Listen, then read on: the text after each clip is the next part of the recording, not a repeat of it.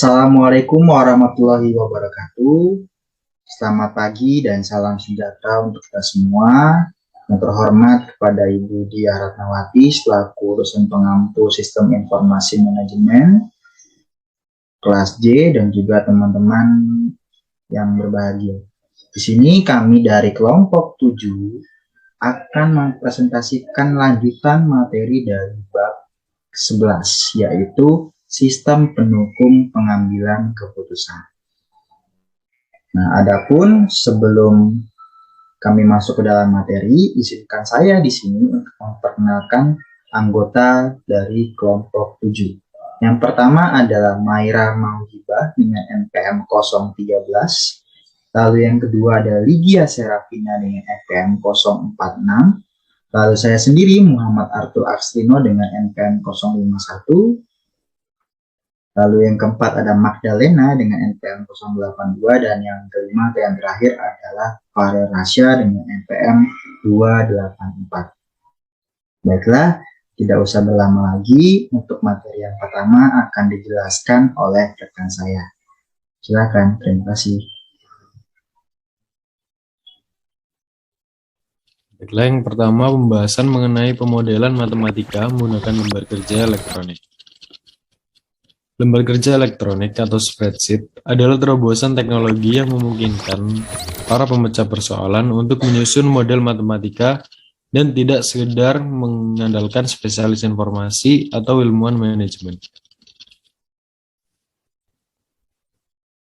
Di dalam pemodelan matematika menggunakan lembar kerja elektronik, ada kapabilitas permodelan statis. Baris dan kolom dari lembar kerja elektronik membuatnya ideal untuk digunakan dalam model statis. Berikut adalah contoh yang menunjukkan anggaran operasional dalam bentuk laporan berbentuk tabel dengan kolom untuk pengeluaran yang dianggarkan, pengeluaran sebenarnya, dan varian. Baris digunakan untuk pengeluaran. Ini merupakan model yang amat sederhana, di mana satu-satunya matematika yang dibutuhkan adalah pengurangan dari pengeluaran sebenarnya dari pengeluaran yang dianggarkan untuk menghasilkan varian.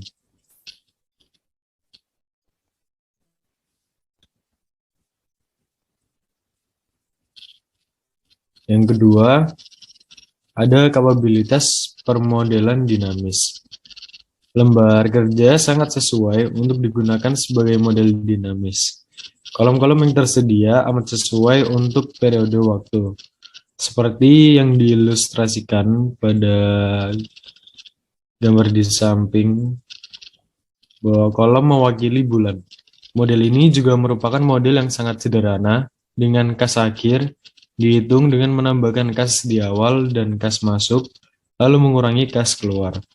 Simulasi bulanan ini bersifat kumulatif, dengan kas akhir satu bulan menjadi kas awal bulan berikutnya. Model seperti ini adalah model aliran kas secara khusus yang diminati oleh para manajer keuangan atau anggota staf keuangan, dan dapat menjadi cukup kompleks. Model ini melaporkan bagaimana kas mengalir masuk dan keluar selama 6 bulan yang ditampilkan.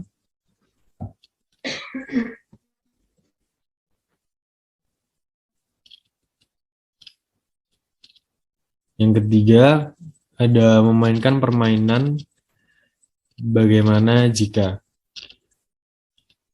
Lembar kerja ini juga berguna untuk memainkan permainan bagaimana jika, di mana pemecah masalah memanipulasi satu atau lebih variabel untuk melihat dampak dari hasil simulasi.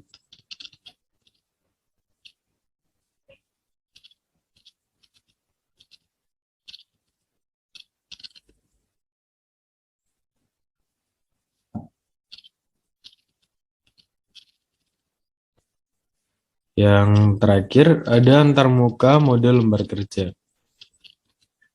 Pengguna dapat memasukkan data atau membuat perubahan secara langsung pada sel-sel lembar kerja atau menggunakan antarmuka pengguna grafis jika menggunakan lembar kerja sebagai matematika.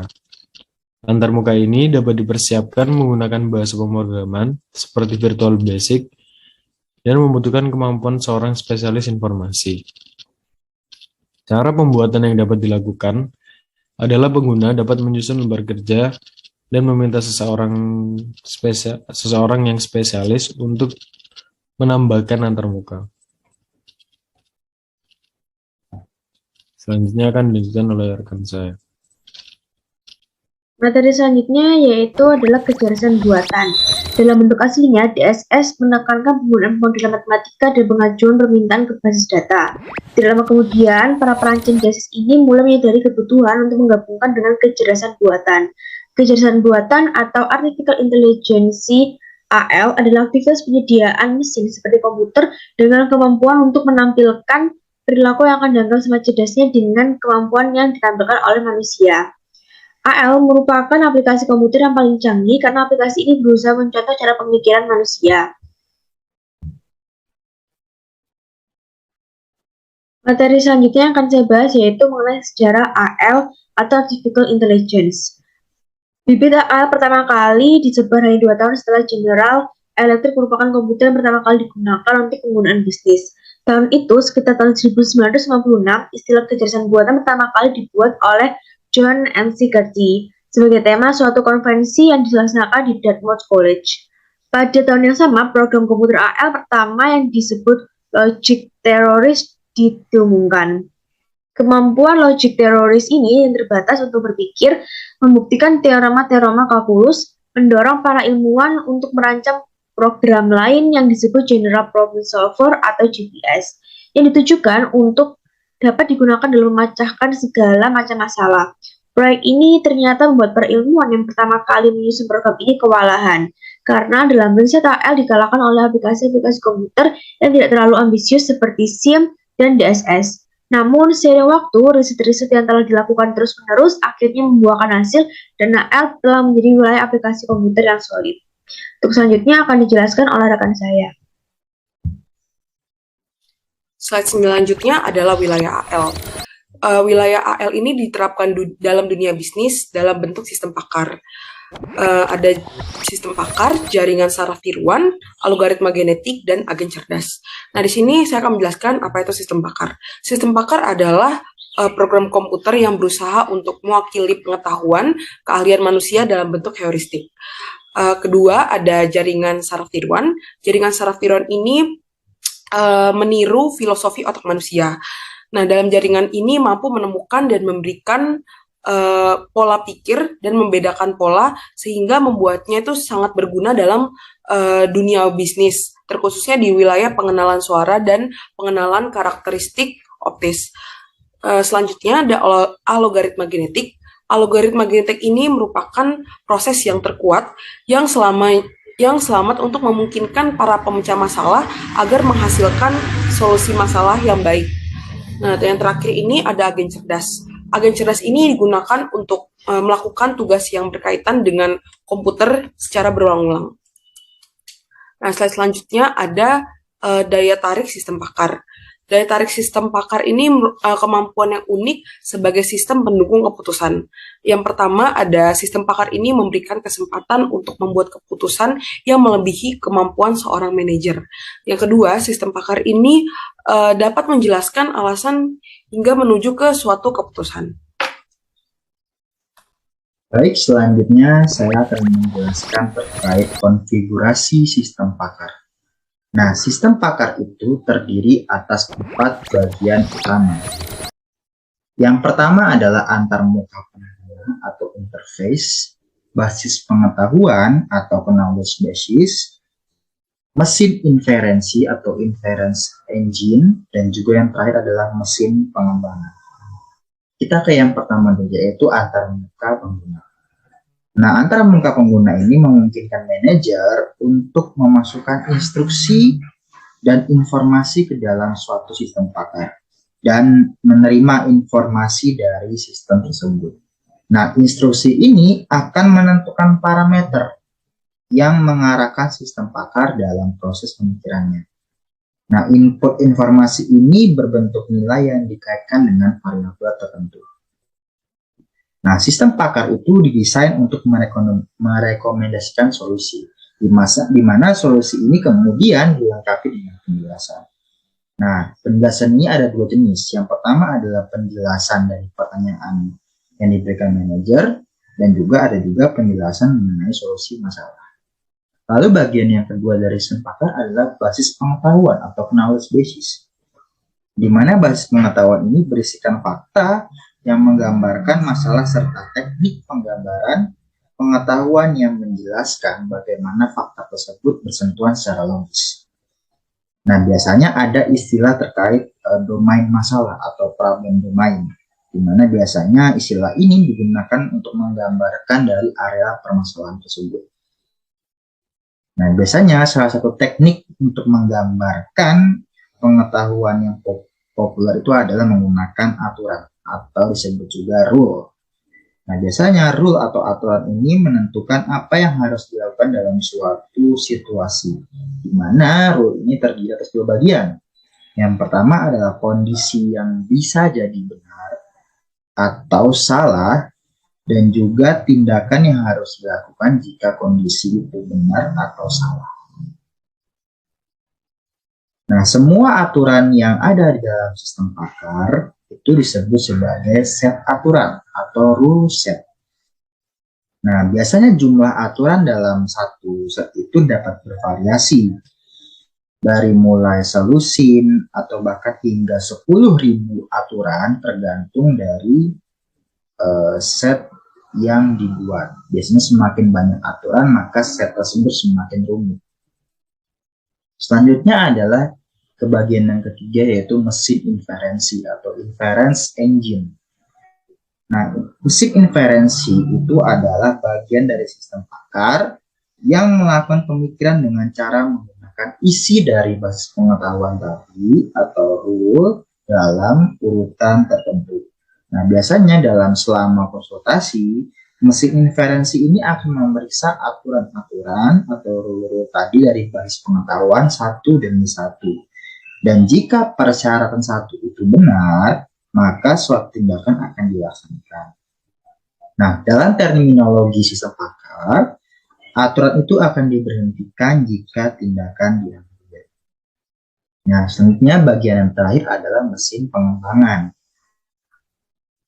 Nah, mesin pengembangan adalah merupakan komponen utama yang keempat dari sistem pakar, di mana mesin pengembangan ini digunakan untuk membuat sistem pakar. Nah, ada dua pendekatan dasar yang tersedia dalam mesin pengembangan ini. Yang pertama adalah menggunakan bahasa pemrograman, yang kedua adalah kerangka sistem pakar. Nah, kalau sebagaimana kita tahu, bahasa pemrograman adalah bahasa komputer. Tapi bagaimana dengan kerangka sistem pakar?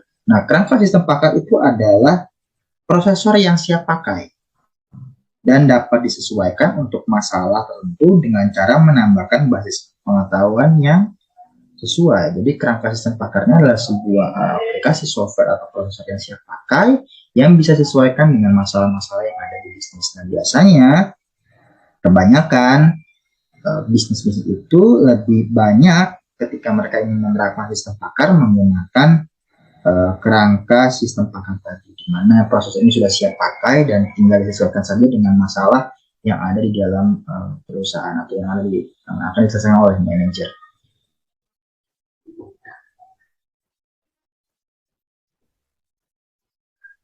Nah, selanjutnya saya akan menjelaskan terkait sistem pendukung pengambilan keputusan kelompok atau GDSS atau Group Decision Support System. Nah, sistem pendukung pengambilan keputusan kelompok ini atau GDSS adalah sistem berbasis komputer yang membantu sekelompok orang melakukan tugas atau mencapai tujuan yang sama dan memberikan antarmuka atau interface untuk digunakan bersama. Nah, biasanya ada istilah-istilah lain dari GDSS yang dipakai di berbagai macam dunia bisnis. Yang pertama ada yang disebut juga sebagai sistem pendukung kelompok atau GSS, Group Support System. Yang kedua juga bisa disebut sebagai kerjasama berbantuan komputer atau CSCW, Computer Supported Cooperative. Ada juga dukungan kerja kolaboratif terkomputerisasi atau Computerized Collaborative Work Support.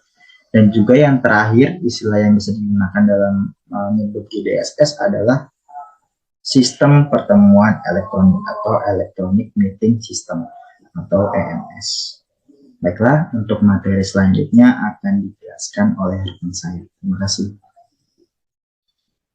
Baik, selanjutnya kita akan membahas tentang bagaimana GDSS atau Group Decision Support System membantu pemecahan masalah. Sistem pendukung pengambilan keputusan adalah sistem berbasis komputer yang membantu sekelompok orang melakukan tugas atau untuk mencapai tujuan yang sama dan memberikan antarmuka untuk digunakan secara bersama-sama.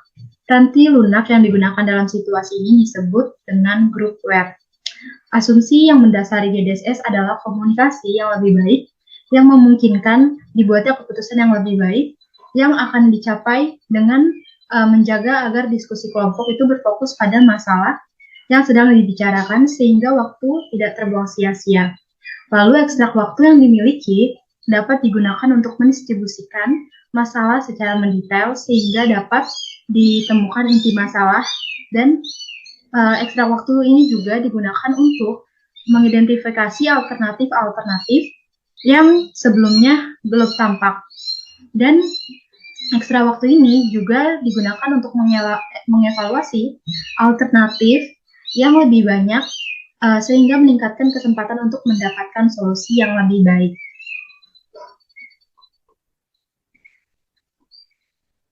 Selanjutnya, kita akan membahas tentang letak lingkungan GDSS. Dalam gambar ini, di sini ada ruang keputusan, ada jaringan keputusan wilayah lokal, ada segi legislatif, dan ada konferensi yang dimediasi komputer. Letak GDSS sendiri ini membantu pemecahan masalah dengan cara menyediakan lokasi yang kondusif untuk berkomunikasi. Jika para anggotanya bertemu pada saat yang bersamaan, maka lokasi itu disebut pertukaran sinkron. Apabila para anggota bertemu pada waktu yang berbeda-beda, maka lokasi tersebut disebut dengan pertukaran asinkron. Untuk ruangan keputusan ini kedekatan para anggotanya bertemu dengan secara langsung dan ruang lingkupnya kecil. Ruang keputusan ini adalah tempat yang digunakan oleh sekelompok kecil untuk membantu proses komunikasi melalui kombinasi perabotan, peralatan, tempat. Berdasarkan pengaturan yang ditentukan untuk masing-masing sesi. Pesan yang dimasukkan oleh salah satu kelompok kepada anggota lain dapat ditampilkan pada layar lebar. Jadi nanti di sini akan ada tipe-tipe seperti ada bentuknya media PowerPoint, ada video tab, slide berwarna, dan transparansi. Di sini juga ada dua fitur yang unik. Yang pertama itu ada komunikasi paralel. Ini terjadi ketika semua peserta dapat memasukkan komentar pada saat yang bersamaan.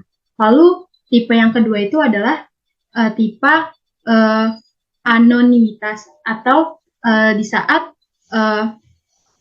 semua orang memberikan komentar tetapi tidak dicantumkan namanya.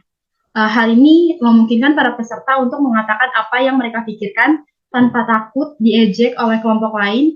Dan selain itu, fitur ini juga memungkinkan masing-masing ide untuk dievaluasi berdasarkan kelebihannya, bukan berdasarkan siapa yang memberikan pendapatnya. Selanjutnya, jaringan keputusan wilayah lokal yang ini jika tidak dimungkinkan untuk sekelompok kecil orang bertemu secara langsung. Jadi, kedekatan para anggotanya ini tersebar di beberapa wilayah. Dan maka para anggotanya dapat berinteraksi melalui LAN atau jaringan keputusan wilayah lokal. Seorang anggota dapat memasukkan komentar ke dalam komputer dan melihat komentar yang diberikan anggota di dalam layar komputer tersebut. Lalu ada yang namanya segi legislatif. Ini jika kelompok yang ada tuh terlalu besar atau jumlahnya banyak untuk suatu ruang keputusan, maka dibutuhkan sesi legislatif.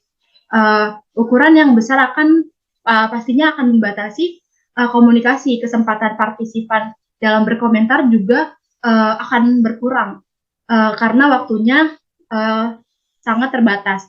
Salah satu solusi untuk masalah ini adalah fasilitator memutuskan materi mana yang harus ditampilkan di layar untuk mempersingkat waktu dan dapat dilihat oleh seluruh kelompok yang ada saat itu. Lalu yang terakhir ada konferensi yang dimediasi komputer. Di sini beberapa aplikasi virtual memungkinkan komunikasi antara kelompok-kelompok yang besar memiliki anggota yang tersebar di beberapa wilayah. Jadi aplikasi ini secara kolektif dikenal sebagai aplikasi konferensi jarak jauh yang mencakup komputer, konferensi audio, dan konferensi video. Selanjutnya kita akan membahas tentang meletakkan DSS pada tempatnya. Cangkupan dukungan keputusan yang diberikan oleh DSS ini telah meluas untuk mengatasi masalah yang semi terstruktur. Konsep ini bekerja dengan sangat baik sehingga pengembang terus memikirkan fitur-fitur baru untuk ditambahkan. Kecerdasan buatan juga memungkinkan DSS untuk memberikan tingkat dukungan keputusan yang semula tidak dibayangkan oleh para visioner DSS.